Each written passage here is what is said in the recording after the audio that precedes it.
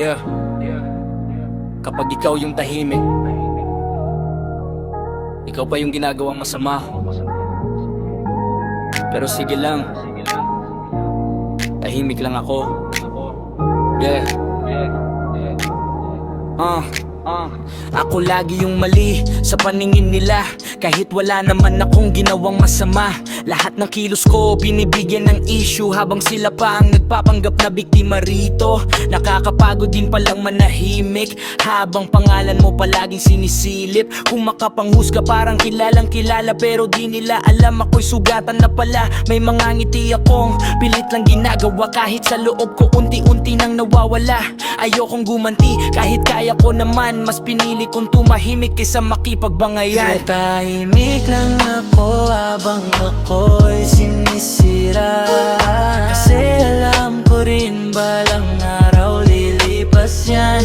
Habang sila bala sa paghusga sa'kin, ako tahimik lang pero lumalaban pa rin. Hindi lahat ng tahimik ay walang nararamdaman.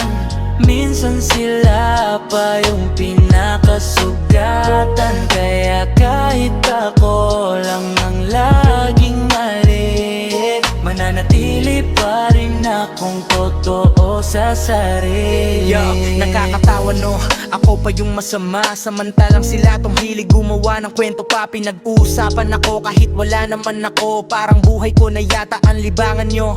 Pero okay lang, sanay na akong mag-isa. Masakit man minsan pero kinakaya. Hindi ko kailangang manira para lang umangat, kasi alam kong ang tunay di kailangang magpanggap. Habang binabato nyo ko ng masasak na salita, ginagamit ko yan para lalo akong tumibay. Patahimik man ako hindi ibig sabihin talo, kasi yung panahon din ng kusang husga sa totoo. Sa bawat paninirang naririnig ko,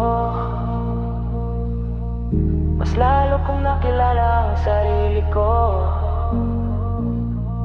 At kahit walang maniwala sa akin ngayon, darating din ang araw, lalabas ang katotohanan. Itahimik lang ako habang ako'y sinisiraan, kasi alam ko rin balang araw lilipas yan. Habang sila pala sa paghusga sa'kin, ako tahimik lang pero lumalaban pa rin. Hindi lahat ng tahimik ay walang nararamdaman.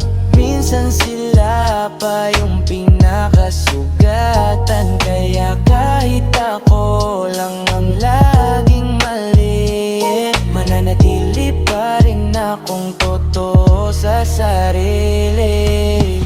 Yeah. Tahimik lang ako, hindi dahil mahina, kundi dahil ayoko maging katulad nila. Tira. Tahimik lang ako